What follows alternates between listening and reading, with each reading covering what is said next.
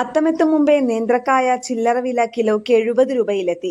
വിലയിടിവ് മൂലം പ്രതിസന്ധിയിലായിരുന്ന കർഷകർക്ക് ഇത് ആശ്വാസമായെങ്കിലും ഓണവിപണിയിൽ ഉപ്പേരി വില വർദ്ധിക്കുന്നത് സാധാരണക്കാരന്റെ കീശ ചോർത്തും. ഉപ്പേരിയില്ലാത്ത ഓണം ആഘോഷിക്കേണ്ട അവസ്ഥയിലേക്കാണ് കാര്യങ്ങൾ നീങ്ങുന്നത്. 2 ദിവസം മുൻപ് വരെ 40 രൂപയായിരുന്ന വിലയാണ് പെട്ടെന്ന് കുതിച്ചുയർന്നത്. ജൂൺ തുടക്കത്തിൽ മൊത്തവില കിലോയ്ക്ക് 20 രൂപ വരെയായി താഴ്ന്നിരുന്നു. പിന്നീട് 32 രൂപയിലേക്ക് ഉയർന്നു. മാർക്കറ്റിൽ 48 മുതൽ 52 രൂപ വരെയായിരുന്നു മൊത്തവില.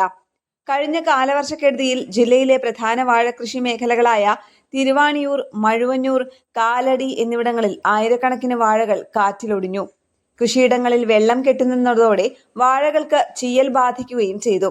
ഓണവിപണി ലക്ഷ്യമിട്ടിരുന്ന കുലകൾ നശിച്ചതും ആവശ്യക്കാർ കൂടിയതുമാണ് പെട്ടെന്നുള്ള വിലക്കയറ്റത്തിന്റെ കാരണം.